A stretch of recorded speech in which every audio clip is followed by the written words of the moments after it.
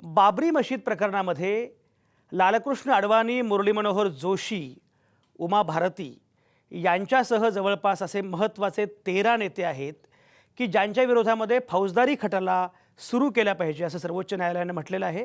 त्याचप्रमाणे त्यांना गुन्हेगार जवळपास सिद्ध करत आता काम सुरू करावं आणि 2 वर्षांमध्ये त्या सगळ्या प्रकरणाचा निकाल पूर्णपणे लागावा अशा प्रकारे सर्वोच्च न्यायालयाने म्हटलेलं आहे। आणि त्याच्यामुळे या मुद्द्याच्या अनुषंगानं पुन्हा चर्चा सुरू झालेली आहे।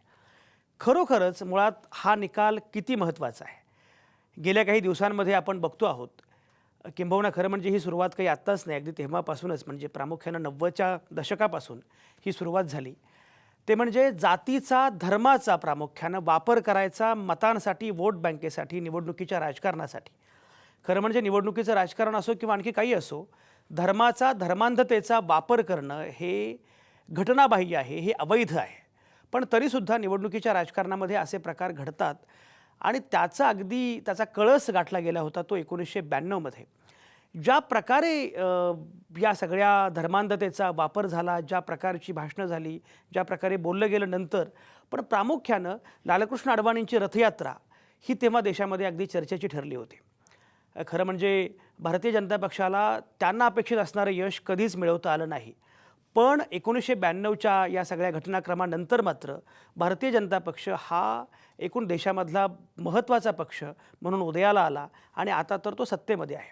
आणि आता ही चर्चा अशावेळी आपण करतो आहोत ज्यावेळी हा निकाल आलेला आहे।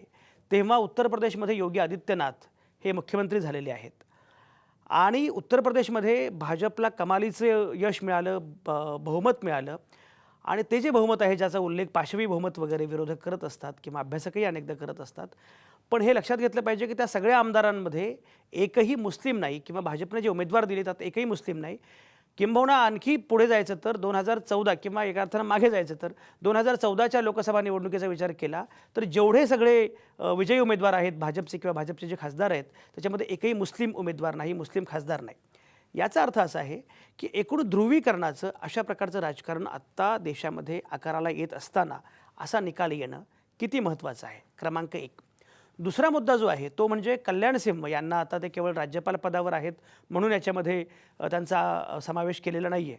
असं करता येतं का की केवळ त्या पदावर आहे म्हणून समावेश करायचा नाही आणि पदावर नाही म्हणून समावेश करायचा? मग असं असेल तर उमा भारतींचं काय करायचं? मग उमा भारती, कल्याण सिंह हे आपापल्या पदांचे राजीनामे देणार का? हा पण एक अतिशय महत्त्वाचा मुद्दा आहे। त्याचप्रमाणे शिवसेनेचा याच्यामधला सहभाग अत्यंत ठळक होता। त्यांच्या अनेक नेत्यांची नावं आहेत, त्यातले काही नेते मृत्युमुखी पडलेले आहेत, गेलेले आहेत, म्हणजे दिवंगत आहेत। परंतु दिवंगत असल्यामुळे त्यांचा आत्ता त्याच्यामध्ये उल्लेख नसला तरी शिवसेनेचा सहभाग आणि शिवसेनेनं थेटपणे घेतलेली भूमिका की आम्हाला जे घडलं त्याचा अभिमान आहे आणि आम्ही त्याच्यामध्ये होतोच, त्यामुळे ती भूमिका याच्याबद्दलही बोलावं लागणार आहे। हा एक भाग आहे। दुसरं अशी जी चर्चा सुरू आहे म्हणजे सर्वोच्च न्यायालयाच्या निकालाच्या अनुषंगानं अशी चर्चा करावी की नाही माहीत नाही, पण चर्चा सुरू आहे सोशल मीडियावर की राष्ट्रपती पदाच्या उमेदवारीच्या अनुषंगानं आता लालकृष्ण अडवाणी, मुरली मनोहर जोशी यांचे पत्ते कट झाले, ही पण चर्चा सुरू आहे। एकूण सगळ्यात महत्त्वाचा मुद्दा जो आहे तो म्हणजे धर्मांध राजकारणाच्या अनुषंगानं हा निकाल किती महत्त्वाचा आहे आणि एकूण सगळ्याच पद्धतीची जी चर्चा सुरू आहे ही चर्चा मला आज या निमित्तानं या निकालाच्या नंतर करायची आहे, कारण गेल्या काही दिवसातला सर्वोच्च न्यायालयाचा हा सगळ्यात मोठा निकाल एका अर्थानं आहे। अलीकडे सर्वोच्च न्यायालय फार नको त्या गोष्टींमध्ये हस्तक्षेप करतं असं म्हणत असताना हा निकाल मात्र अत्यंत महत्त्वाचा, अत्यंत मूलभूत स्वरूपाचा अशा प्रकारचा आहे, त्यामुळे याच्यावर चर्चा करणं आवश्यक आहे। आणि चर्चा करत असतानाच मी हे पण मुद्दाम सांगतो, भारतीय जनता पक्ष आणि शिवसेना यांचे प्रवक्ते या चर्चेमध्ये यावेत अशी माझी अतिशय मनापासून इच्छा होती, किंबहुना ते चर्चेमध्ये येणं अपेक्षितच होतं, पण चर्चेमध्ये येण्याचं ह्या दोन्ही पक्षांच्या प्रवक्त्यांनी टाळलं। त्यामुळे भाजप आणि शिवसेना यांच्या प्रवक्त्यांच्या शिवाय ही चर्चा करावी लागणार आहे, त्याला काही इलाज नाही आहे। आजचा विषय मात्र फार महत्त्वाचा आहे, तो विषय आहे 1992चे गुन्हेगार।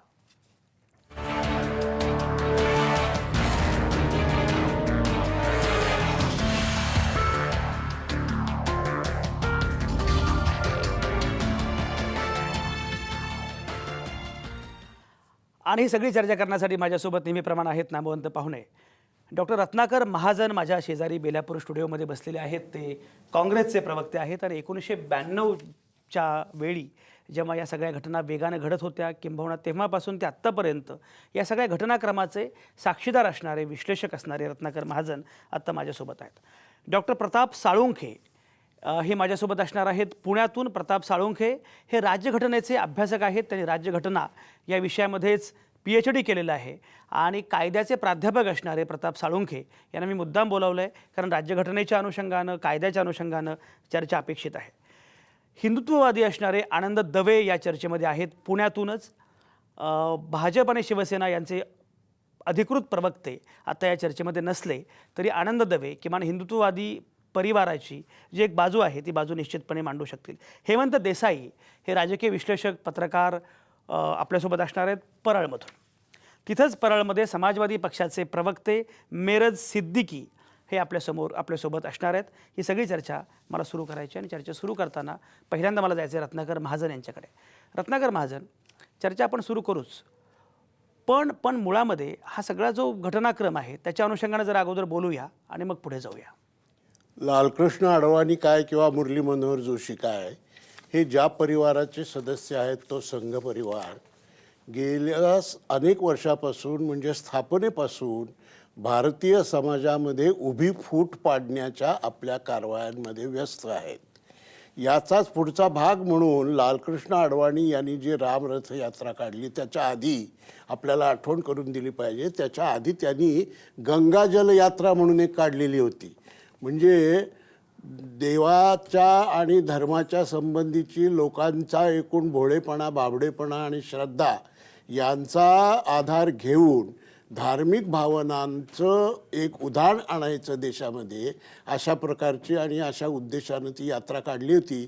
त्याच्या जाहिराती जर आपण आठवल्या तर आपल्याला लक्षात येईल, त्या जाहिरातीमध्ये शेवटची ओळ अशी होती की आपल्या गावच्या नद्या, ओढे, नाले यांचं पाणी घेऊन या आणि गंगेचं पाणी घेऊन जा.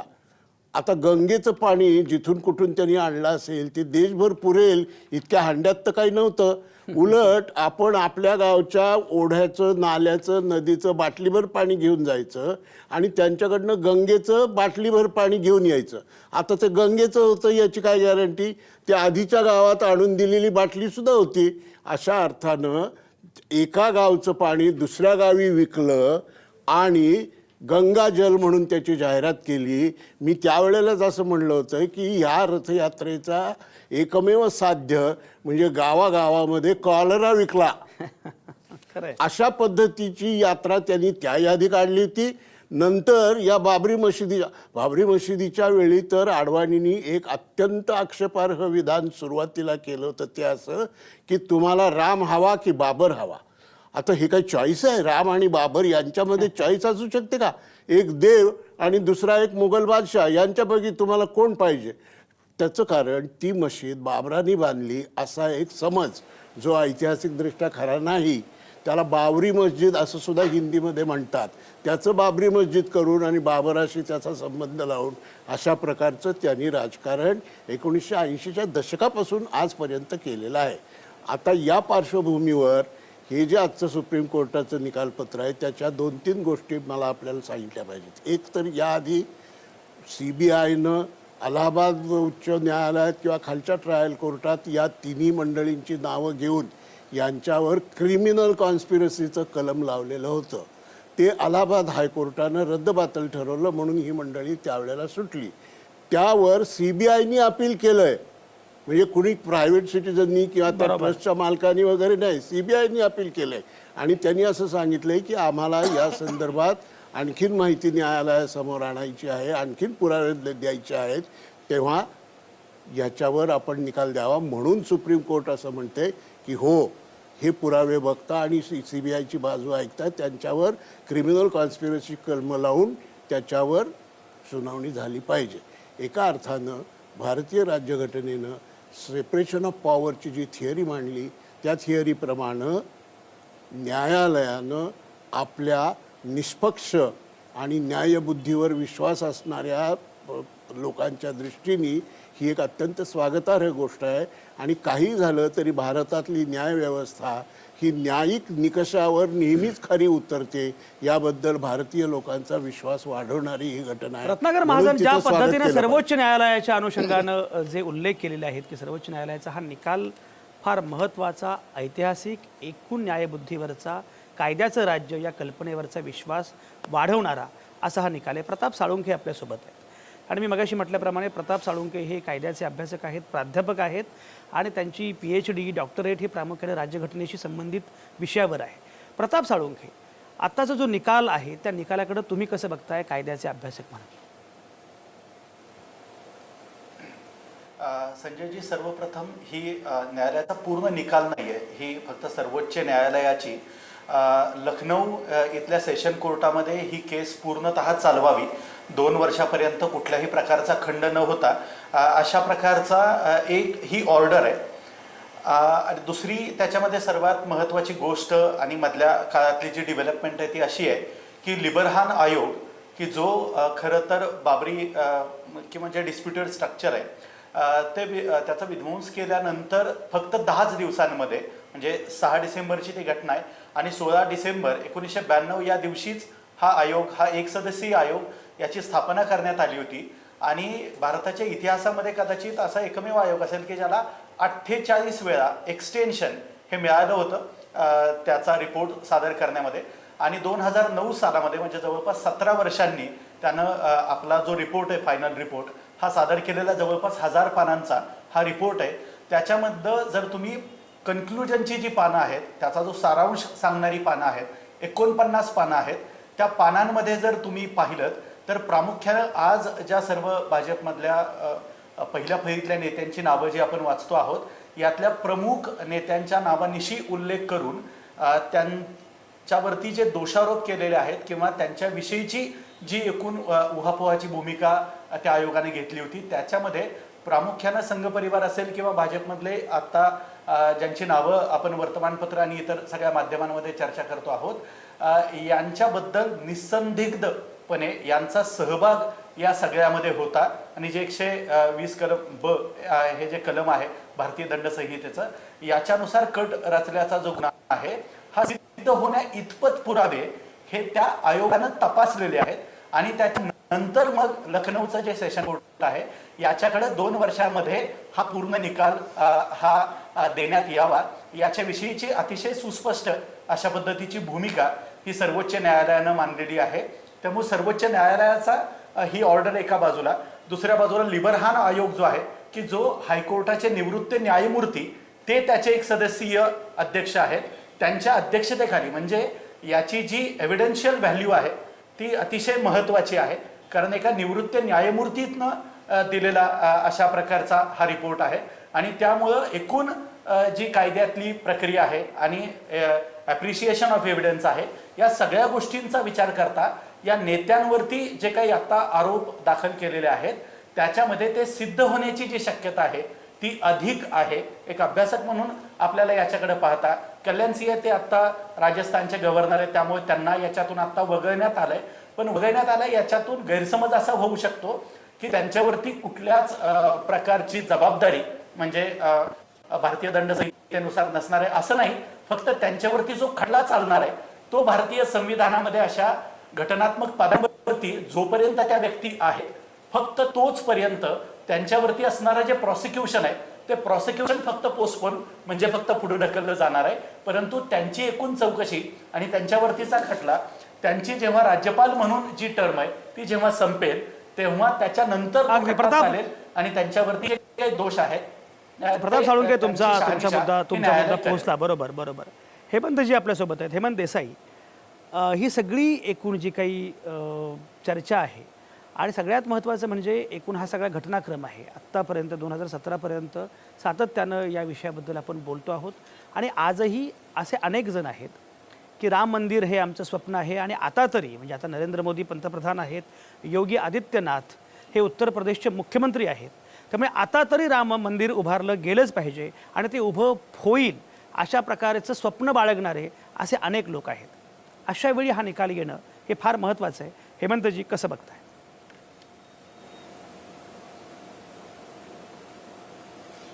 मगाशी रत्नाकर महाजन म्हणाले त्याचाच तेच मुद्दा धरून मी पुढे असं जातो की राष्ट्रीय स्वयंसेवक संघ असेल, परिवारातल्या संघटना, जनसंघ, भाजप एवढंच नव्हे तर रामराज्य परिषदेसारख्या ज्या संघटना होत्या त्यांनी गोवंश हत्या, काश्मीर, समान नागरी कायदा, अयोध्या हेच मुद्दे घेऊन राजकारण केलं. पण 1984 नंतर ज्या प्रकारे त्यांनी याचा जोर मारला आणि मी स्वतः ही रथयात्रा बघितलेली आहे, जवळून बघितलेली आहे, त्यानंतरच्या मुंबईच्या दंगली सुद्धा अनुभवलेल्या आहेत. पण त्या रथयात्रेमधल्या ज्या प्रकारची भाषणं होती ती अत्यंत द्वेष पसरवणारी होती, धार्मिक उन्माद जागवणारी होती. आणि अडवाणींनी टप्प्याटप्प्याने हा देशामध्ये हा उन्माद रथयात्रेच्या नंतर पसरत गेलेल्या हे आपण लक्षात घेतलं पाहिजे. आणि त्याच्यानंतर जेव्हा बाबरी मशीद ज्यावेळी ढाचा पाडला जात होता त्यावेळी अडवाणींचं तुम्हाला आठवत असेल की त्यांच्या भोवती सिक्युरिटी होती जी सगळी पळ उठली आणि त्यानंतर अडवाणी घाबरले आणि म्हणाले की मेरी सिक्युरिटी किधर. म्हणजे त्यांना स्वतःच्या जीवाची जास्त काळजी होती, इतरांच्या जीवाची काळजी नव्हती. यामध्ये 2000 माणसांचा बळी गेलेला आहे. हिंदू आणि मुस्लिमांमध्ये दुफळी माजलेली आहेत, त्यांच्या वस्त्या वेगळ्या झाल्या आहेत आणि इतकी दहशत पसरली त्याच्यानंतर. कारण हे अयोध्या घडलं नसतं तर आपण लक्षात घेतलं पाहिजे गुजरात घडलं नसतं. आणि हे त्यानंतर सुडाचं जे चक्र चालू राहिलेलं आहे त्याला जबाबदार अडवाणींचं राजकारण आहे. असा माणूस देशाचा गृहमंत्री होतो, उपप्रधान होतो, मुरली मनोहर जोशींसारखा माणूस मंत्री होतो, गृहस्थ जो आहे एकत्र यात्रा करतो त्याला टाळ्या वाजवतात लोक. हे लोक जे आहेत हे आपण समजून घेतलं पाहिजे. आणि हे राजकारण हे सत्तेवरती आहे. आणि आता भुवनेश्वरमध्ये जे राष्ट्रीय कार्यकारिणीची सभा झाली, मिटिंग झाली, त्यांची 2 अधिवेशन झालं, त्या अधिवेशनामध्ये त्यांनी असा तिहेरी तलाकाचा मुद्दा उपस्थित केला. मुस्लिमांमधल्या ओबीसीना रक्षण द्या असं ते म्हणाले. म्हणजे आता त्यांनी अशी मुस्लिमांच्या बाबत जे आहे की त्यांना आता समजुतीची भूमिका घेत आहेत. हे का शक्य झाले त्यांना आता दहशत दाखवण्याची गरज नाहीये. कारण मुसलमान आता घाबरलेले आहेत, शांत झाले, स्वस्थ झाले आहेत. ते लढण्यासाठी सिद्ध नाहीये. आपल्याला कोणाचंही ऑपोजिशन नाहीये. त्यामुळे अशा प्रकारची मवाळ किंवा नेमस्त भूमिका हे मांडू शकलेले आहेत. हे कशामुळे शक्य झालं तर हे बाबरीच्या राजकारणामुळे झालं. आणि आज एवढं बाबरीचा ढाचा पाडल्यानंतर त्यानंतर लगेच अडवाणींनी खेद व्यक्त केला होता, वाजपेयींनी खेद व्यक्त केला होता. परंतु आज बघितलं तुम्ही तर भाजपच्या प्रवक्त्यांनी याच्याबद्दल खेद व्यक्त केला नाही. उलट ढाच्यामध्ये मशीद होती कुठे, ती पडणं अनिवार्य होतं. ती पडली नसती तर तिथे मंदिर कसं झालं असतं. अशा प्रकारची अत्यंत वाह्यात भाषा वापरलेली आहे. आणि दुसरी गोष्ट म्हणजे असे संजय राऊत जे शिवसेनेचे प्रवक्ते त्यांनी असं सांगितलं की हे राष्ट्र निर्माणाचं कार्य आहे आणि त्यामुळे हा कट कसा, हा सगळा आम्ही जाहीर केलेला होता, हा कट असूच शकत नाही. त्यामुळे ही केस कशासाठी आहे, यांच्यावर खटला कशासाठी, हे आरोपी कसे, त्यामुळे हे सगळ्या देशांनीच हे राष्ट्रकार्य केलं पाहिजे. म्हणजे आता यांना याच्यामध्ये कसलीही खंतही वाटत नाहीये. आणि ज्यांनी याच्याबद्दल बोलायचं की आमची बाबा चूक झाली आहे ते बोलतच नाहीत. याच्याबद्दल काही ते बोलत नाहीत. ते फक्त जागतिक शांततेचा मेसेज देतात, सगळ्यांनी एकत्र राहावं. अगदी हेमंतजी तुमचा मुद्दा पोहोचला. हेमंत देसाई तुमचा मुद्दा पोहोचला. रत्नाकर महाजनांना काहीतरी बोलायचं आहे.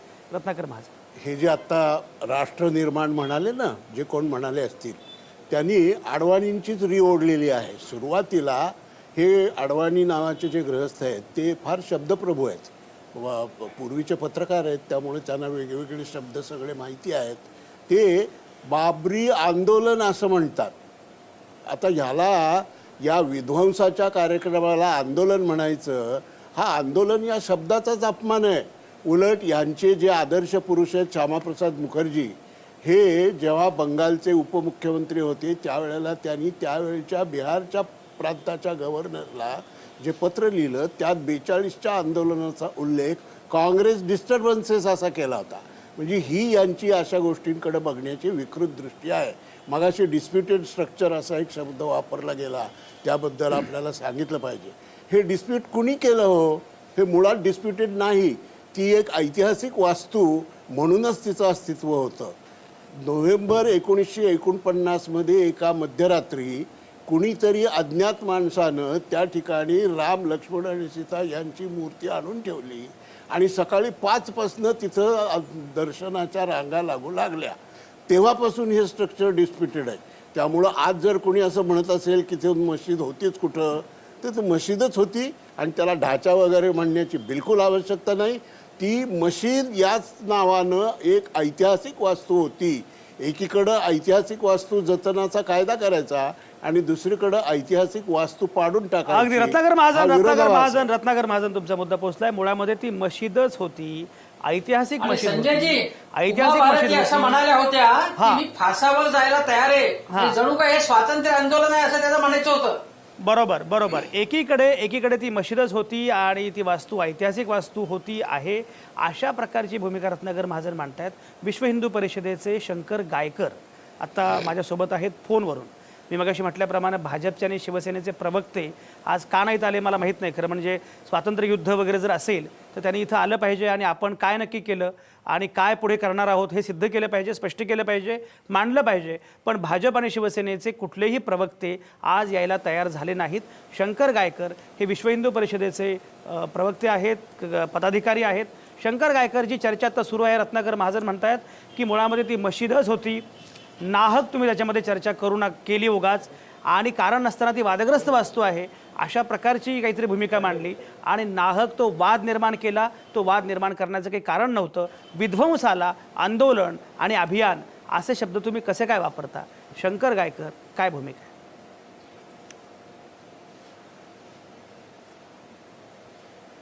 बोला शंकर गायकर, माझा आवाज ऐकू येतोय? हो, आवाज ऐकायला येतोय. हा, बोला. हे रत्नाकर महाजन जे आहे ते असं आहे की ते स्वतः या बाबतीमध्ये समाजाची दिशाभूल करतायत. ज्या काँग्रेसने आतापर्यंत या समाजाला विभाजित करण्याचं पाप केलं, ही षडयंत्री काँग्रेसची मंडळी आहेत, ज्यांना या देशाची वास्तविकता, या विषयावर बोला, देशाच्या विषयावर. इतिहासाची, संस्कृतीशी काही घेणं देणं नाहीये. या मंडळीने टाळा त्यांनी खोलला, त्या ठिकाणी तिथे शिलापूजनाचा कार्यक्रम त्यांनी करून दिला. हे स्वतःला कुठल्या अधिकाऱ्यांनी त्यांनी हे करून दिलं? आणि दुसरं असं आहे की अशा प्रकारचं आता रत्नाकर महाजन सुद्धा आपले हे सुद्धा म्हणत होते, बाकीचे पॅनल्स, मी काय ते ऐकलं नाही. हॅलो, हा, बोला, ऐकतोय शंकर. हा, बोला. नाही, म्हणून मला एवढंच म्हणायचं आहे की कुठेही या राष्ट्राच्या महापुरुषाशी जोडण्याचं काम, आणि हे गौरवाचं काम आहे, अभिमानाचं काम आहे. जगामधल्या सगळ्या देशाचा इतिहास जर आपण पाहिला तर सगळ्या देशांनी आपल्या महापुरुषांचं जे काही प्रतीक आहे हे टिकवण्याचं काम केलेलं आहे. आणि प्रभू रामचंद्र म्हणजे एखाद्या गल्लीतल्या माणसाचं आम्ही स्मरण नाही करत आहे, हे आपण लक्षात ठेवलं पाहिजे. आणि कुठेही लपवाछपी केलेली नाहीये, हे लक्षात ठेवलं पाहिजे. ज्या पद्धतीने आम्ही अगोदर घोषित केलं होतं की 6 डिसेंबर 1992 11:45 मुहूर्त, गीता जयंती, हे सगळं आम्ही अगदी डिक्लेअर केलं होतं. कुठेही लपवाछपी नाही. ज्या वेळेला आम्ही अशा प्रकारचं कुठलंही आंदोलन करतो त्यावेळेला लपवाछपी नाही. आणि या अहिंसक आंदोलन आहे, हिंसा नाही. त्या ठिकाणी जितक्या सुद्धा अयोध्येमध्ये एक त्या संपूर्ण 6 दिवस एकाही काय सांगता काय? एखाद्या घराला गांधीजींच्या मार्गाने चाललेलं आंदोलन होतं काय? हा? शंकर गायकर हे म्हणतायत, हेमंत देसाई म्हणतायत की गांधीजींच्या मार्गाने तुम्ही आंदोलन केलं का? आणि मग हो, सर्वोच्च केलं ना. न्यायालय हो. सर्वोच्च न्यायालय आता अडवाणींना गुन्हेगार म्हणतंय. तुम्ही म्हणणार की नाही गुन्हेगार? नाही, काय गुन्हेगार असा आहे, गुन्हेगार सिद्ध व्हायला वेळ आहे. हेमंतराव, घाई करू नका तुम्ही. तुमच्यासारख्या तथाकथित मंडळींचं हेच काम आहे, हिंदुत्वाला झोडपणं. तथाकथित आपलं म्हणजे पोट काय हो? भरणं, हे पोट भरणं आता बंद करा तुम्ही. हेमंतरावांनी हे बंद केलं पाहिजे. खोटा इतिहास सांगू नका देशाला, पश्चातापाची वेळ येईल, हे लक्षात घ्या. आतापर्यंत जे काही तिथे सापडलं याच्यावरूनही तुम्हाला अजूनही वाटत नाही देशात हे राम विरोधी मला बोलायचं आहे. तुम्ही कोणावर आरोप करताय? फूटपाडे आणि विभाजनवादी प्रवृत्ती म्हणजे भारतीय जनता पक्ष आणि संघ आहे. अहो, हेमंतजी, हे सगळं बोलू द्या जगाला त्यांना. माहिती आहे. तुम्ही काय ऐकून शिकवताय घ्या, आम्हाला? ऐका, तुमचं मी सगळं ऐकलं. आम्ही अजिबात बंद करणार नाही हे. ऐकून घ्या तुम्ही. बोला तुम्ही गायकर जे बोला आहे ना, गायकर बोला तुमचं- गायकरांना बोलू द्या. तुमचं जे आहे लोकांनीच ना, बंद केलं तुमचं दुकान. नाही अहो ऐकून घ्या एक ना, सेकंद, बोलू नका. गायकरांना बोलू द्या. गायकर तुम्ही बोलत राहा. तुमची जी तडफड आहे ना, ती तडफड याच्यातनच आहे की हिंदुत्व तुम्ही मागे नेण्याचा प्रयत्न करत आहात आणि हिंदुत्व पुढे जात आहे. ही तुमचा सगळ्यात मोठा पोटचूळ आहे. एक गोष्ट अशी आहे की मला एवढंच सांगायचं आहे की या अहो पण ठिकाणी- या नाही ऐका शंकर गायकर एक मुद्दा लक्षात घ्या की तुम्ही थेटपणे गुन्हेगारी पद्धतीचा कट आखला, विध्वंसक कृत्य केलं, घटनाबाह्य कृत्य केलं असं सर्वोच्च न्यायालय म्हणत असताना जर तुम्ही याचं समर्थन करणार असाल तर तुम्ही सुद्धा गुन्हेगारी प्रवृत्तीचे आहात शंकर गायकर असं म्हणावं लागेल. काय म्हणणं आहे? असं आहे, राम जन्मभूमी करता एकटा शंकर गायकर नव्हे तर हजारो कारसेवक, हजारो हिंदू जनता, हजारो राम भक्त, लक्षात आलं ना. याच्यात कुठेही न्यायालयाचा आम्ही अवमान करत नाही. ज्यांनी न्यायालयाचा अवमान करण्याचा प्रयत्न केलाय तुमच्या पॅनलवर बसलेल्या याच्यावर मी सगळ्यांना विचारतो, ते समोरच्या ज्यांनी न्यायालयाचा अवमान केलाय, ज्यांनी सांगितलं की आम्हाला आता बोलायचं नाही, सुसंवाद साधायचा नाही, त्यांना हे प्रश्न असं विचारतात कोण म्हणलं? का? त्यांचे सगळे प्रश्न आम्हालाच असतात आणि हिंदुत्ववाद्यांना असतात.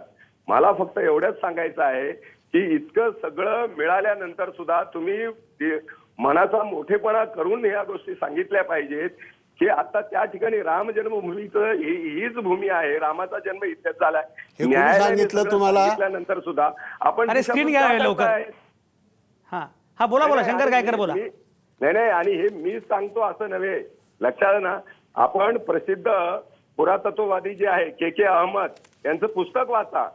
त्यांनी या बाबतीमध्ये स्पष्टपणे सांगितलेलं आहे की या ठिकाणी राम जन्मभूमी होती, हजारो लाखो मुसलमानांचा त्या ठिकाणी त्याला कुठेही विरोध नाही. एक 4 मुसलमान केवळ एक धार्मिक विद्वेष पसरवण्याकरता हे सगळं करत आहेत. मगाशी सुद्धा त्यांनी असं म्हटलं की 93ची जी दंगल झाली, हेमंतराव, 93ची जी दंगल झाली ही काही हिंदूंनी दंगल सुरू नाही केली, लक्षात घ्या. आणि आजही तुम्ही परत गोजरा आणि गुजरात हे करून म्हणजे जसं काय ते तिथे हिंदू मेले पाहिजेत म्हणजे तुम्हाला आनंद वाटेल. तिथला हिंदू जळून खाक झाला पाहिजे, त्याची घरदारं उद्ध्वस्त झाली पाहिजे, याच्यात तुम्हाला आनंद आहे बर का? शंकर गायकर तुमचा मुद्दा पोहोचला. मी तुमच्याकडे येतो. मेरे सिद्दीकींना मी चर्चेत आणलेलंच नाहीये. मेरे सिद्दीकी आपल्या समोर, एक सेकंद हेमंतजी मी येतो. मेरे सिद्दीकींना मी चर्चेमध्ये आणलेलंच नाहीये. मेरे सिद्दीकी हे समाजवादी पक्षाचे प्रवक्ते आहेत आणि समाजवादी पक्ष सुद्धा या एकूण सगळ्या घटनाक्रमाशी संबंधित असा पक्ष असल्यामुळे मुद्दा मी त्यांना म्हटलं की तुम्ही आलं पाहिजे. मेरे सिद्दीकी ज्या प्रकारची भूमिका शंकर गायकर मांडतायत, काय म्हणणं आहे?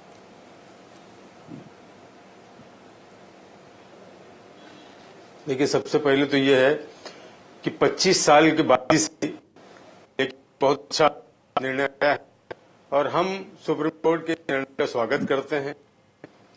जिन लोगों ने भारत को, उसके माहौल को खराब करने की कोशिश की थी, बाबरी मस्जिद को जिन लोगों ने तोड़ने का काम किया था, भी हेमंत जी ने बताया और लोगों ने भी बताया कि जिस तरह से एडवाणी जी ने रथ यात्रा निकाल के पूरे भारत के माहौल को खराब कर दिया था. ये 26 दिसंबर को एक काला दिन था जिसमें भारत के कानून की धज्जियां खुलेआम उड़ाई गई और बल पर जाकर मस्जिद को तोड़ दिया. किसी भी मामला अगर कोर्ट में है तो सबसे बड़ी बात यह होनी चाहिए कि अगर आपको संविधान पे एतबार है, आप भारत की घटना और उसके कानून को मानते हैं, तो आपको चाहिए था कि जो सुप्रीम कोर्ट का या जो कोर्ट का निर्णय होता आप मान लेते. लोअर कोर्ट में होता, हायर कोर्ट में अपील करते, उससे हायर कोर्ट में अपील करते और फाइनली सुप्रीम कोर्ट जो जजमेंट दे देता उसको मान लेना चाहिए. ये तमाम लोग कहते थे कि मान लेना चाहिए, लेकिन ये मानने के बजाय इन्होंने पूरे भारत के अमन के माहौल को खराब किया और इसी जरिए सत्ता में आए. सत्ता में आने का दुरुपयोग किया. 2000 से ज्यादा लोगों की जानें गई, हिंदू भी मरे, मुसलमान भी मरे, भारतीय मरे थे.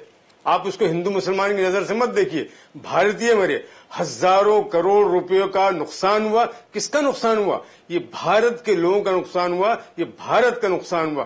पूरे विश्व में भारत बदनाम हुआ. इस भारत को बदनाम करने वाले, इसका षड्यंत्र रचने वालों को जो आज सुप्रीम कोर्ट का निर्णय आया, हम स्वागत करते हैं. अगदी मेरा सिद्दीकी तुमचा मुद्दा पोहोचला. मेरा सिद्दीकी शंकर गायकर मेरे सिद्दीकी असं म्हणतायत की मुळामध्ये तुम्हाला संविधानाविषयी काही आत्मीयता नाही, आदर नाही, त्यामुळे तुम्ही संविधानाला अनुसरून अजिबात तुमचं वर्तन नाही, तुमचं वर्तन सगळं अवैध आहे आणि त्यामुळे तुम्ही ज्या प्रकारे विध्वंस केला त्या विध्वंसाला आत्ता मिळालेली शिक्षा अतिशय योग्य आहे. अशा वेळी शंकर गायकर तुम्ही काय म्हणताय? नाही नाही, मला एवढंच म्हणायचं आहे मेरे सिद्दीकींना की ज्या पद्धतीने तुम्ही म्हणताय या संविधानावरचा विश्वास नाही, संविधानाचा विश्वास प्रत्येक नागरिकांनी प्रत्येक संघटनेने ठेवला पाहिजे, याच्यात वादच नाही. आजही आमचा संविधानावर विश्वास आहे. ज्या संविधानाच्या विश्वासाची ही गोष्ट करतायत, यांनी आतापर्यंत किती संविधानावरती विश्वास ठेवला? शहाबानू प्रकरणामध्ये ऐका बाकी आहे शंकर गायकर चर्चा भरकडवू नका. आता आपण या मुद्द्यावर बोलतो, या मुद्द्यावर बोला. शहाबानूबद्दल आपण उद्या बोलू. आता हा मुद्दा याच्याबद्दलच बोला फक्त. नाही न्यायालयाच्या गोष्टी करतात ना ते. मला काय त्यांच्या गोष्टी जाऊ द्या, तुमचं नक्की काय म्हणणं आहे? आमचं या बाबतीमधलं स्पष्ट मत असं आहे की न्यायालयाने आतापर्यंत जो निर्णय न्यायालय देत आला त्या न्यायालयाच्या निर्णयाशी विश्व हिंदू परिषद सातत्याने सहमत राहिली, याच्यात वादच नाहीये. म्हणून मी म्हटलं आणि आम्ही आज सहमतीचा मुद्दा कुठे आहे? सहमतीचा मुद्दा कुठे? न्यायालयाचा निर्णय आहे तो बंधनकारक असतो. रत्नाकर महाजन एक सेकंद मी येतो. शंकर गायकर मागापासून जे बोलतायत, रत्नाकर महाजन काय म्हणतात? संजयजी, आम्ही आतापर्यंत ऐका शंकरराव, ऐका जरा. दोन गोष्टी याच्यात सांगितल्या पाहिजेत, त्या अतिशय महत्त्वाच्या आहेत. मगाशी हे बोलताना यांनी दोन विनोद केले. खरं म्हणजे अशा गंभीर विषयामध्ये विनोदाला वाव असतं का नाही मला माहीत नाही, पण आता केलेच आहेत तर त्याचा समाचार घेतला पाहिजे. एक विनोद असा की आम्ही हे सगळं लपवून केलं नाही, जाहीरपणे सांगून केलेलं आहे. त्याची पुढची बाजू अशी की आम्ही अमुक दिवशी अमुक मुहूर्तावर ही मशीद पाडणार आहोत हे जाहीर केलं होतं का? हा पहिला प्रश्न. दुसरा प्रश्न असा की ती जाऊन तिथं मशीद पाडली, लोकांवर गोळीबार झाले, लाठीमार झाला, सर्व चारी दिशांनी पोलीस फोर्स बोलवावा लागला. कल्याण सिंग मुख्यमंत्री असताना अयोध्येपासून 100 मैलाच्या अंतरावर त्यांनी लष्कराला आत येऊ दिलं नाही आणि केंद्राच्या आदेशाचा अवमान केला. हे सगळं आंदोलन अहिंसक होतं याचा पुरावा मानायचा का काय? म्हणजे काय आपण बोलतोय आणि आपल्या समर्थनात मी तुम्हाला पुरावा देतो. तुम्ही थांबा जरा, मध्ये बोलू नका. मी तुम्हाला पुरावा तुम्ही देतो. मध्ये बोलू नका, मी तुमच्यामध्ये बोललो नाही. तुम्ही मध्ये बोलू नका, मी तुमच्यामध्ये बोललो नाही. मध्ये बोलू नका, मध्ये बोलू नका. शंकरराव ऐका. मध्ये बोलू नका. खरं खोटं लोकांना ठरवू द्या. मध्ये बोलू नका. खरं खोटं लोकांना ठरवू द्या. शंकरराव मी ऐका. तुम्हाला बिलकुल बोलू देणार नाही. शंकरराव ऐका ना. हा बोला. रत्नाकर महाजन. तुम्ही मध्ये बोललात तर मी तुम्हाला बिलकुल बोलू देणार नाही, हे लक्षात ठेवा. तुम्ही काय बोलून देणार नाही? मी बोलू देणार नाही. बोला, काय बोलायचं बोला. चला, मी पण बोलतो, तुम्ही पण बोला. बोला, चला. ऐका. शंकरराव जरा शांत राहा. फक्त रत्नाकर महाजन म्हणतात ते ऐका. तुम्ही पुन्हा बोला. रत्नाकर महाजन बोला. म्हणून आता प्रश्न असा की ज्या वेळेला खरा युद्धाचा प्रसंग होता त्यावेळेला मी मगाशी सांगितल्याप्रमाणे राज्यघटनेच्या ॲडमिनिस्ट्रेटिव्ह रिलेशन्स नावाचा जो भाग आहे त्या भागामध्ये रेसिड्युअल पॉवर्स ह्या केंद्राबरोबर असतील असं स्पष्टपणे सांगितलेलं आहे. त्या आधारे केंद्र सरकारने ज्या वेळेला या बाबरी मशिदीच्या रक्षणार्थ सैन्यदल पाठवली त्यावेळेला त्यापासून 100 किलोमीटर अंतरावर कल्याण सिंगनी ते अडवले आणि तुम्ही माझ्या राज्यात प्रवेश करू शकत नाही असं सांगितलं. आता हे पण अहिंसक आंदोलन आणि हा पण गांधी मार्ग होता असं म्हणायचं असेल तर तो आणखीन एक विनोद आहे असं म्हणावं लागेल. मुद्दा आता असा आहे की एवढं सगळं करून सुद्धा जेव्हा ते करायची वेळ येते त्यावेळेला काय केलं जातं? सौगंध राम की खाते है मंदिर वही बनाएंगे. काय झालं त्याचं? कुठं गेलं? त्यामुळं सत्तेवर प्रत्यक्ष आल्यानंतर गोष्टी किती अवघड आहेत आणि बोलणं किती सोपं आहे हे लक्षात येतं. अशा परिस्थितीमध्ये आज सर्वोच्च न्यायालयानं जर ही दखल घेतली असेल आणि ते म्हणाले त्याप्रमाणे त्या ऑर्डर पास केली असेल तर ती न्याय प्रक्रियेच्या दृष्टीने सामाजिक स्वास्थ्याच्या दृष्टीने रत्नाकर महाजन अगदी आवश्यक महत्वाचे. आहे. रत्नाकर महाजन हा मुद्दा पोहोचलाय. आनंद दवे आपल्यासोबत आहेत. मला ब्रेक घ्यायचा. आनंद दवे तुमचा मुद्दा थोडक्यात मांडा. रत्नाकर महाजन मागापासून जे म्हणतायत काय म्हणणं आहे? मुळात महाजन साहेब आणि देसाई साहेब यांचं काहीतरी मोठं कन्फ्युजन झालेलं आहे. कोर्टाने असा कोणत्या निकाल दिलेला नाही आदरणीय कोर्टाने की ज्याच्याविषयी गुन्हेगार ठरतील. ह्या निकालाला एक दिशा द्यावी आणि स्पीड वाढवा एवढंच कोर्टाने सांगितलं. जे मला कळतं ते वास्तविक कसं आहे ना, ज्यावेळेस अयोध्येचं सगळं कांड घडलं त्यावेळेस अडवाणी असतील, उमा भारती असतील हे विरोधी पक्षात होते. केंद्रात किंवा राज्यात कुठेही त्यांना मानणार असं सरकार नव्हतं. त्यामुळे याचे परिणाम काय होतील याची त्यांनाही थोडीफार कल्पना नक्की होती. म्हणजे आता जसं ते सांगतात ते त्यानंतर हिंदुत्वाची लाट आली, सगळे हिंदुत्व एकत्र आले आणि केंद्रात आणि राज्यात सगळीकडे सरकार येते, हे 20 वर्षांनंतर घडणार अशी यांना काही कल्पना नव्हती. त्यामुळे आदरणीय कोर्टाचा पूर्ण आदर ठेवून सांगतो, जे काय त्यावेळेस घडलं आणि घडत राहिलं त्या दुसरा काही ऑप्शन नव्हता. मला सांगा, आज जे कोर्ट आपल्याला एक आदेश देते की त्याचे 3 भाग करावं, एक भाग मुस्लिमांना द्यावा, एक भाग हिंदूंना द्यावा, हा निकाल आता लागला नसता जर त्यावेळेस ते घडलं नसतं तर ही सुद्धा भूमिका त्यावेळेस लक्षात गेली पाहिजे की किती महत्वाचं जे काय घडलंय ते. दुसरं कसं आहे ना, आता यांचं मी उद्विग्न समजू शकतो की हिंदू यांच्याबरोबर जात नाही, मुस्लिमांना कळले की एवढे दिवस फक्त आपल्याला वापरले गेलं, त्यामुळे त्यांची नाराजी त्यांचं दुःख मला कळते, मी त्यांच्या दुःखात सहभागी आहे. त्यामुळे पण आता तरी याच्या पुढे मतदारांना किंवा हिंदू जनतेला किंवा हिंदुस्थानी जनतेला गैरसमजात पाडू नका. त्याचा परिणाम चांगलाच झालेला आहे. जे काय घटना घडलेली त्याची हिंदू एकत्र झाले. तुम्ही जे म्हणताय की नाही तुम्ही जे असं म्हणताय ना की देशात विभाजन झालं, आमचं म्हणणे की देश एकत्र झाला. तुमचा बघण्याचा दृष्टिकोन वेगळा आहे, आमचा बघण्याचा दृष्टिकोन वेगळा आहे. असं बरं, आनंद दवे तुमचा मुद्दा पोहोचला. मला आता ब्रेक घ्यायचा आहे. हेमंतजी, तुमचा मुद्दा मांडा, मला ब्रेक घ्यायचा आहे. हेमंत देसाई. एवढंच की आता दवे साहेब असं म्हणाले की महाजन आणि माझा समज असा झाला आहे की जजमेंटच दिलेला आहे. असं काहीही समज झाला नाही असं आम्ही काहीच बोललो नाहीये. त्यामुळे त्यांचा समज तसा झाला असेल. दुसरी गोष्ट अशी, तुम्ही तेव्हा कुठे माहिती होतं की असं आपण मंत्री बाळबोध युक्तिवाद आहे. अहो, धर्माचं राजकारण करून मतपेढी वाढवायची, मतपेढीचं राजकारण करायचं, हा साधा प्रयत्न हा सगळ्या जगाला माहिती आहे. दवे साहेबांना माहित नसेल तर आश्चर्य यायचं.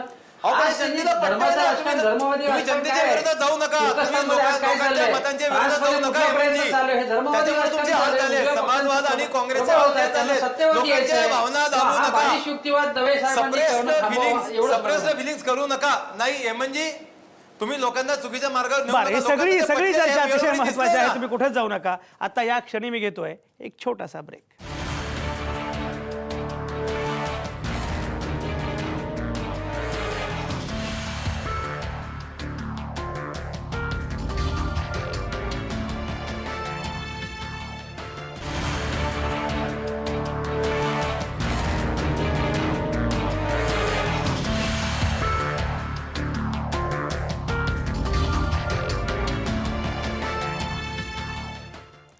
आवाज महाराष्ट्राचा विशेष कार्यक्रमात तुमचं पुन्हा एकदा स्वागत.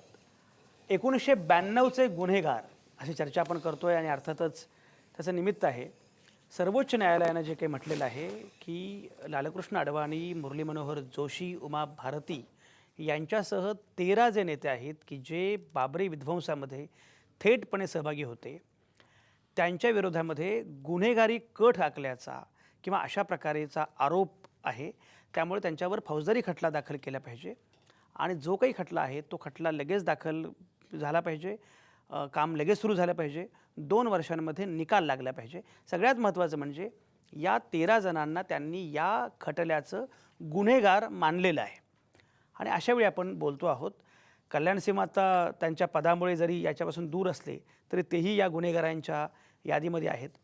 शिवसेनेचे नेते की जे आत्ता हयात नाहीत त्यातले बरेच जण, पण तेही याच्यामध्ये आहेत. त्यामुळे या सगळ्या अनुषंगानं बाबरी विध्वंस हे नक्की काय प्रकरण होतं, बाबरी विध्वंसाबद्दल जर सर्वोच्च न्यायालय गुन्हेगारी स्वरूपाचा कट असं म्हणत असेल तर मग आता पुन्हा राम मंदिर झालं पाहिजे, राम मंदिर हा आमचा अजेंडा आहे, हा मुद्दा तरीही पुढं कसा काय येतो याच्या अनुषंगानं आपण बोलत होतो. हेमंत देसाई मगाशी काही भूमिका मांडत होते आणि तेव्हा आनंद दवेंनी सांगितलं की नाही, जे काही चाललेलं आहे ते अगदी लोकांच्या इच्छेनुसार आहे आणि हिंदुत्ववाद याच्या अनुषंगानं आनंद दवे काही बोलत होते. रत्नाकर महाजन, मलाही कळत नाही आहे, मुळामध्ये सर्वोच्च न्यायालयानं हा निकाल दिला आहे, त्याच्यामध्ये एका अर्थानं ध्रुवीकरणाला विरोध केलेला आहे. ध्रुवीकरणाचं राजकारण तुम्ही करू नका, विखारी राजकारण करू नका, पण असं होऊन सुद्धा आता ज्या प्रकारची मतं येत आहेत त्याच्यामध्ये मात्र त्यातून हा धडा मिळाला आहे असं काही दिसत नाही. बिलकुलच मिळणार नाही यांना. त्याचं मूळ कारण असं आहे की भारतीय स्वातंत्र्यासाठी जे आंदोलन चालू होतं त्या आंदोलनाच्या काळामध्ये संघ परिवाराचा एकही पुढारी किंवा कार्यकर्ता त्यात सहभागी नव्हता. एवढंच नव्हे तर संघ परिवाराच्या सर्व कार्यकर्त्यांनी आणि नेत्यांनी स्वातंत्र्य चळवळीत सामील होऊ नये असा सल्ला हिंदूंना दिला होता. त्यामुळं स्वातंत्र्य चळवळ असो किंवा घटना समितीची केलेली तत्व असोत, आणि घटनेच्या बाबतीत तर गोळवलकर असं म्हणाले की ही कसली घटना, ही तर गोधडी आहे, वेगवेगळ्या चिंध्या चिरगुटं एकत्र करून तयार केलेली ही गोधडी आहे असं म्हणाले होते. त्यामुळं त्या बाबतीमध्ये त्यांच्याकडनं काही वेगळी अपेक्षा करण्याची गरज नाही. अपेक्षा ते सोडून अन्य भारतीयांच्याबद्दल करण्याची आवश्यकता आहे, ती अशी की राज्यघटनेनं सांगितलेल्या तत्वानुसार राज्यकारभार जर चालणार असेल तर त्या घटनेनं तयार केलेल्या कायद्यांच्या विरोधात वर्तन केलेल्या सर्व लोकांना त्यांचा गुन्हा सिद्ध झाल्यानंतर योग्य ती शिक्षा केली पाहिजे. हा खरं म्हणजे आज सर्व भारतीयांच्या दृष्टीने मुख्य कन्सर्नचा विषय आहे. शंकर गायकर, तुमच्याबद्दल आता काही आशाही वाटू नये असे एकूण वातावरण आहे, अशी भूमिका रत्नाकर महाजन मांडतायत. काय म्हणणं आहे? नाही, असं आहे, रत्नाकर महाजनांनी ते मुळातच एक विषय त्यांनी जो मांडला की 1947च्या आंदोलनामध्ये राष्ट्रीय सेवक संघाचं काही योगदान नाही. हे मला आता त्या चर्चेत जायचं नाही, पण हे नेहमी खोटं बोलत असतात आणि हे स्वतःला फार संघ विचाराचे फार जवळचे समजतात, यांनी फार विचार केला असं समजतात. खोटे दाखले देऊन ते दिशाभूल करतायत. एक गोष्ट मला दुसरं एक सांगायचं आहे, म्हणून आम्ही मुद्दा म्हणून सोमनाथचं उदाहरण दिलं की सोमनाथच्या धर्तीवरती आजही राम जन्मभूमीचं मंदिर उभं राहायला पाहिजे. इतकं शांततेने आम्ही भूमिका घेतली. त्याच्याकरता राम मनोहर लोहियांपासून सरदार पटेलांपर्यंत, मौलाना आझादपर्यंत आणि राजेंद्र प्रसादांपर्यंत यांनी सगळ्यांनी हे श्रद्धेचं स्थान आहे असं सांगितलं. आणि डॉक्टर लोहियांनी बिलकुल सांगितलं उभं नाही. राहिलं पाहिजे याच्याकरता थापा मारू नका. प्रयत्न केला. लक्षात आलं ना? मी केवळ म्हणजे याचा कुठेतरी आपण भान ठेवलं पाहिजे. आणि याही पलीकडे केवळ मी सांगतो असं नव्हे, तर महात्मा गांधींनी 1947च्या दिल्लीच्या बिर्ला हाऊसमध्ये भाषण करताना त्यांनी असं म्हटलं की एका उर्दू वर्तमानपत्रामध्ये बातमी आली होती की ज्या वेळेला सोमनाथ उभं राहील त्या वेळेला गजनी येईल. हीच भीती हे काँग्रेसी दाखवतायत लोकांना. पण त्यावेळेला महात्माजींनी जे सांगितलं की हे पूर्णपणे या देशामध्ये मोहम्मद गजनी किंवा घोरी किंवा यांनी ज्यांनी जंगली काम केलेलं आहे यांच्या बाबतीमध्ये या ठिकाणच्या मुसलमानांना या संदर्भामध्ये त्यांचं प्रेम ठेवण्याचं काही कारण नाही. हा दुर्भाग्याचा विषय असं ते म्हणतायत याच्यामध्ये. आणि असलं जर इस्लामी राज्याचं जे कोणी असं भीती दाखवत असेल ते तर चुकीचं आहे. हे महात्माजींचं वाक्य आहे. इस्लामिक राज्याच्या भीतीच्या मुळामध्ये आता काही मुद्दा खरं म्हणजे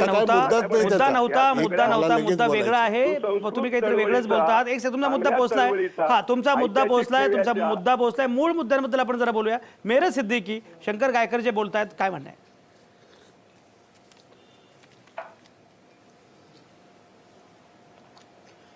इन्होंने जो बातें की है उसमें सच्चाई नहीं है.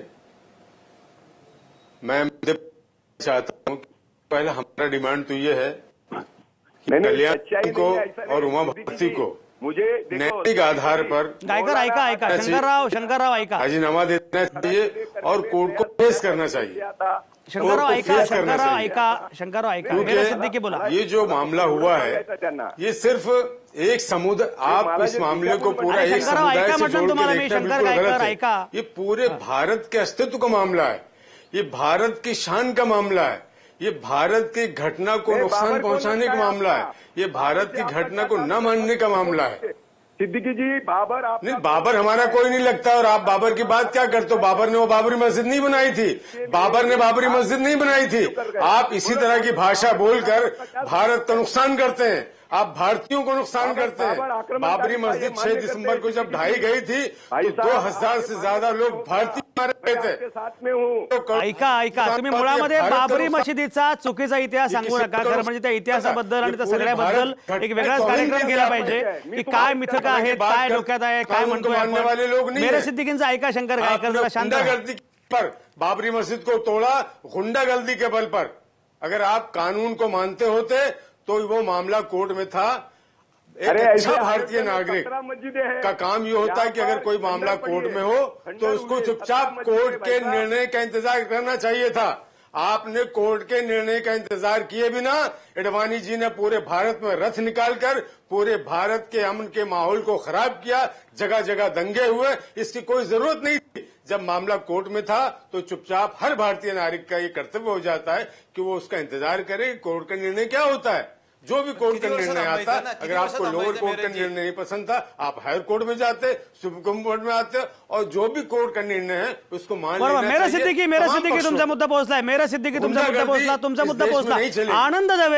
आनंद दवे मुळामध्ये ही गुंडगिरी जी आहे, हा जो सगळा विध्वंसक दृष्टिकोन आहे, हे कधी बदलणार आहे सगळं? खरं संजय प्रस्पेक्शन आहे हो, प्रत्येकाचं वेगवेगळं असतं. आम्ही याला अजूनही म्हणत नाही की विध्वंसक कृती आहे. ती त्यानंतर कधी दिसली मला अहो, सांगा. माणसं मेली, सगळं जसं पडलं. बाबरीचा कसली विषय आहे. विध्वंसक नाही, म्हणजे नाही. काय असतं अजून? काय माहिती विध्वंसक म्हणजे तुमच्या लेखी नाही, काय नाही, मला काही याच्यापेक्षा कळतच जास्त नाही. विध्वंस बॉम्बस्फोटात होतात. याचा जेव्हा म्हणजे जेव्हा काय? मुस्लिम म्हणजे मला धर्माला कळतं भारतात तुमचं वाक्य आक्रमण कळत केलं नाही. तेव्हा बॉम्बस्फोटामध्ये याच्यापेक्षा होतात म्हणजे काय? सांगतो अहो, संजय. बॉम्बस्फोट विध्वंसकच ऐका असतो. ऐका ऐका सांगतो ऐका संजयजी ऐका. मी तेच म्हणतो तुम्हाला, जेव्हा मुस्लिम धर्माने भारतावर आक्रमण केलं अगदी 7व्या शतकापासून, तेव्हा याच्यापेक्षा जास्त लोक मेलेली आहेत. त्याचा कोणी आजपर्यंत निषेध केला का? मेरेजीने हे मला सांगा. अजून एक तुम्ही काय म्हणजे संजयजी तुम्हाला दोन मिनिटं थांबा. संजयजी पूर्ण उद्या मला पूर्ण उद्या संजयजी मेरेजींना तुम्ही तर रामायण आणि महाभारतातलं युद्ध बिद्ध काय ते हेमंत देसाईंनी हात जोडले. हेमंत देसाईंनी हात जोडले. आनंद दवे तुम्ही एक लक्षात घ्या. तुम्ही एका चर्चेमध्ये आलेले आहात. अवघा महाराष्ट्र चर्चा बघतोय. संजयजी वाह्यातपणे चर्चा करू नका. वाह्यातपणे चर्चा करू नका. मुद्द्यांबद्दल चर्चा करा. काय वाटेल तुम्ही बोलायला असं नाही ना. नाही माझ्या हे बघा, संजयजी, माझ्या तुम्ही या नाही, कार्यक्रमामधल्या संजयजी, चर्चेचा थांबा. एक स्तर राहिला पाहिजे. तुम्ही मुद्दा कुठलाही मांडा, बाजूने मांडा, विरोधामध्ये मांडा. मी बोलतोय काय की तुम्ही संविधानिक पद्धतीनं हे जे काही केलं ते केलं नाही. क्रमांक 1. दुसरं म्हणजे कुठल्या तरी अस्मिता किंवा काय याचं आंदोलन या पद्धतीनं ज्यामध्ये माणसं मारतात आणि हे अत्यंत गैर आहे. अशा प्रकारे जेव्हा बोललं जात आहे आणि न्यायालयाबद्दल आता आपण चर्चा करतो आहोत आणि न्यायालयाच्या अवमानाचा मुद्दा आहे. संजय याच्यावर येतो. बोला. सत्य परिस्थिती आहे. थांबा शंकरराव, तुमच्याकडे मी काय येतो. होतंय, संजय? शंकरराव तुम्ही मध्ये मध्ये बोलू नका. एक सेकंद ऐका जरा. आनंद दवे बोला. संजय तुम्ही जर आम्हाला डिबेटला बोलवले, मला आणि शंकररावांना पूर्ण बोलू द्या. तुम्ही एका बाजूने तुम्ही बोलू नका.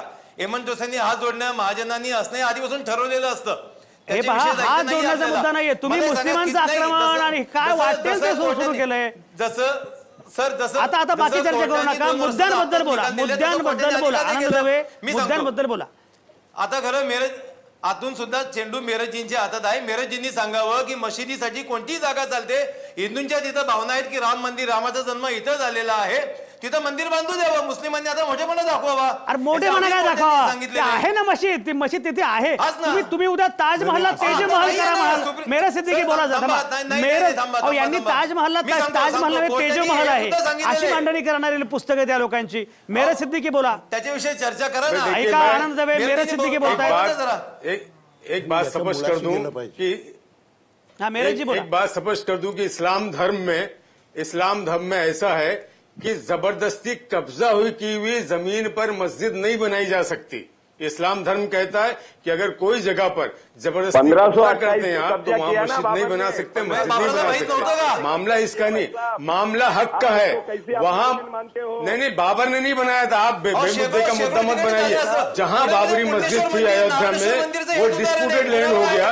2 लोगों में डिस्प्यूट हो गया.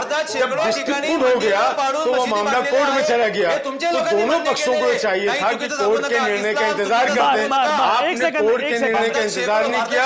उस पूरे मामले को रथ यात्रा के जरिए पूरे लोगों का आपने अमन खराब किया. बाबरी मस्जिद को ढाया. बाबरी मस्जिद ढाने के बाद जो नुकसान हुआ वो पूरे भारत को नुकसान हुआ है. एक ही मुद्दा बार बार आप मत दोहराइए. जरा वेगळे मुद्दे मांडा. आपल्याकडे वेळ कमी आहे. तुमचा मुद्दा पोहोचलाय. आनंद दवे बोला. मेरजी चुकीचा इस्लाम सांगतात आहेत.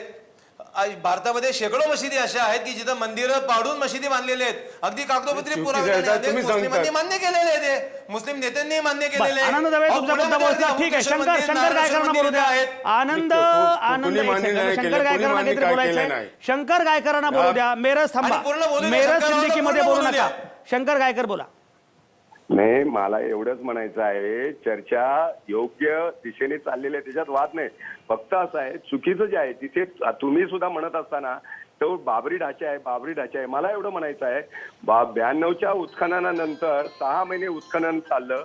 त्या मंदिराच्या खाली जे काही सापडलं याचे पुरावे फोटोग्राफी आहे. आणि हे केवळ भारतीय किंवा विश्व हिंदू परिषदेने संघ परिवाराने केलेलं नाही, तर त्या ठिकाणी पुरातत्व खात्याने जी खुदाई केली संजयजी, त्या ठिकाणी जे काही पुरावे मिळाले, पुरावे हे सगळे कोर्टात सादर झाले.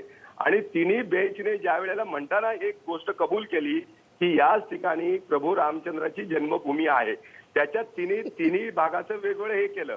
दुसरी गोष्ट अशी आहे की ज्याला मिनार नाही, जिथे वजू करायला जागा नाही, जिथे आजपर्यंत, आता नव्हे म्हणजे हजारो वर्षापासून तिथे आजही तुम्ही गेलात तर रामधून तुम्हाला आजही त्या ठिकाणी ऐकता येईल.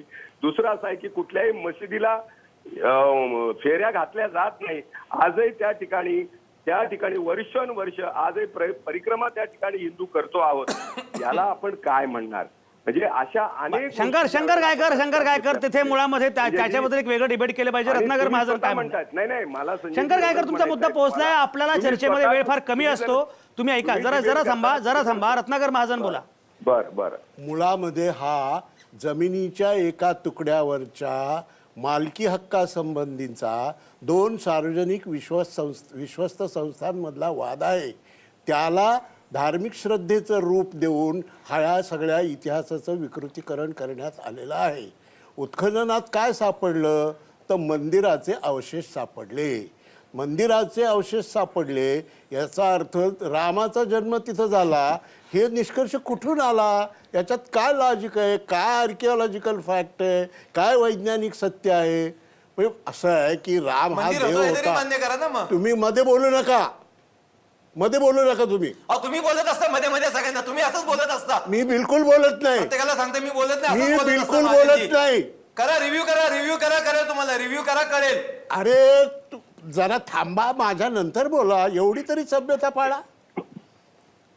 अहो, वेळ कमी आहे. सभ्य माणसांची सभ्यता पाळली जाते. मग तुम्हीच बोलत राहा. वेळ कमी आहे, सगळा वेळ तुम्हीच घ्या. डॉक्टर महाजन बोला. हे काय पद्धत आहे? डॉक्टर महाजन बोला. म्हणून मुद्दा असा की त्या उत्खननामध्ये मुळामध्ये त्या कोर्टाने उत्खननाची ऑर्डर देण्याचं कारणच काय, इथपासून चर्चा सुरू होती. पण दिला तर त्याच्यात काय सापडलं तर म्हणले मंदिराचे तळखडे सापडले, मंदिराचे काही तुकडे सापडले. याचा अर्थ तिथं रामाचा जन्म झाला असं कसं सिद्ध होऊ शकेल? मुळात रामायणाचा काळ नक्की नाही. आत्ता काल कोणीतरी सांगितलं की इसवी सनापूर्वी 4000 वर्षाची 1 जानेवारी. म्हणजे हा तो विनोदच आहे. म्हणजे इसवी सन सुरू झालं. अहो तुम्ही ऐका ना आता. मध्ये नका ना बोलू. मला पुरं करू द्या. रिपोर्ट मागितला. अहो मला पुरं करू द्या ना. असं काय करता तुम्ही? मध्ये बोलू नका. तुम्ही मध्ये बोलू नका. ऐकून घ्या. मी नाही ऐकून घेणार तुमचं. राष्ट्रपतींनी मी नाही ऐकून घेणार. तुम्ही मध्ये बोलू नका. काय आहे वास्तविकता? बिलकुल मध्ये बोलायचं नाही. अहो तुम्ही मध्ये बोलू नका. हे किती वेळा सांगायचं तुम्हाला? एक सेकंद, माझा वेळ संपत आला. रत्नाकर महाजन लवकर मुद्दा संपवा. म्हणून आणि शंकर गायकर थांबा जरा. म्हणून मुद्दा असा की केवळ त्या ठिकाणी मंदिराचे अवशेष सापडले म्हणून तो राम जन्मभूमी. मी मगाशी सांगितलं तसं इसवी सनापूर्वी 4000 वर्षाची 1 जानेवारी. हा तर मोठाच विनोद आहे. म्हणजे इसवी सन सुरू कधी झाला? पहिल्या वर्षी. येशू ख्रिस्ताशी संबंधित तो इसवी सन आहे. त्याच्या आधी 4 वर्ष. तेव्हा 1 जानेवारी कशी आली? म्हणजे असं सरळ धूळफेक करणारी रत्नाकर महाजनाचा मुद्दा पोहोचलाय. माझा वेळ संपत आलाय. प्रस्तुत करा. मेरज सिद्दीकी थोडक्यात बोला. 30 सेकंद. मेरज सिद्दीकी. मैं गायकर जी और दवे जी से एक बात पूछना चाहता हूं हाँ कि जब इनके पास इतने सारे पुरावे हैं तो वो पुरावे आपको कोर्ट में देना चाहिए और पुरावे कोर्ट में देने के बाद कोर्ट के निर्णय का इंतजार करना चाहिए. आपको कानून हाथ में लेने का हक किसने दिया? आनंद दवे. मेरज मुद्दा पोहोचला. आनंद दवे 30 सेकंद. सांगतो. नाही, मुळात हे पुरावे वेळोवेळी कोर्टात दिलेले आहेत आणि कोर्टाने अजूनपर्यंत ते पुरावे नाकारलेले नाहीयेत. मेरजी परत एकदा याचे कन्फ्युजन करता येते. दुसरं, महाजन साहेब एक लक्षात घ्या, बरेच वेळा बरेच धर्म हे श्रद्धेवर चालतात. जसं मोहम्मद अकबरांचा एक बाल किंवा कोणाचा तरी एक दात, हे आपण कोणी पुरावे मागितले नाही आजपर्यंत हिंदूंनी.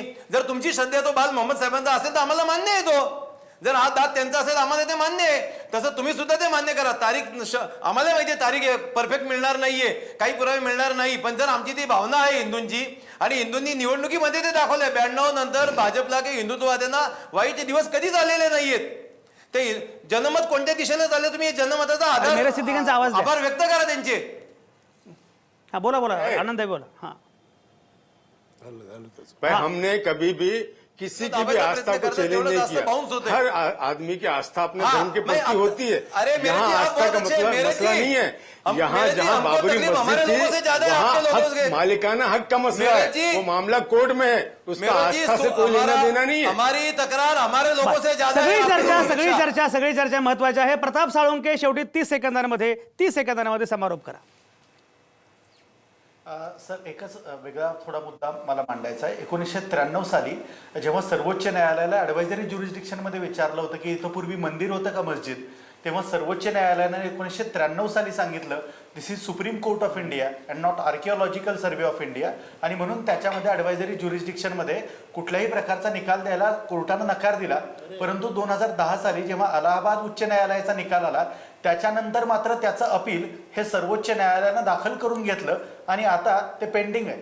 आपल्या अभ्यासकांना सुद्धा हा प्रश्न आहे, जर 1993 साली सर्वोच्च न्यायालय हे सर्वोच्च न्यायालय होतं आणि आर्किओलॉजिकल सर्व्हे ऑफ इंडिया नव्हतं, तर 2010 सालचा अलाहाबाद उच्च न्यायालयाचा निकाल त्याच्यावरती जेव्हा अपिलामध्ये सर्वोच्च न्यायालय हे विचार करू लागतं तेव्हा 1993 सालची परिस्थिती आणि 2010 सालची परिस्थिती याच्यामध्ये फरक काय पडला हा सुद्धा एक अभ्यासकांना खरं तर चकवा देणार. अतिशय महत्वाचा मुद्दा आहे. अतिशय महत्वाचा मुद्दा आहे. याच मुद्द्यासह मी थांबणार आहे. आनंद दवे तुमच्या शेजारी आहेत, त्यामुळे प्रताप साळुंके त्यांना जरा शिकवा, सांगा नक्की की काय काय नक्की घडलेलं आहे, इतिहास काय, घटना काय, सर्वोच्च न्यायालय काय म्हणतं, त्या निकालाचा अर्थ काय, आशय काय, या सगळ्यासह आपण समजून घेतलं पाहिजे. आणि सगळ्यात महत्त्वाचं म्हणजे सर्वोच्च न्यायालयानं आज जे अधोरेखित केलेलं आहे की या पद्धतीनं धर्माचा वापर, या प्रकारे विखारी राजकारण, या प्रकारे धर्मांधता ही जी आहे ही अत्यंत अवैध आहे आणि त्याला सर्वोच्च न्यायालयानं नाकारलेलं आहे. हा निकाल, निर्णय, त्याला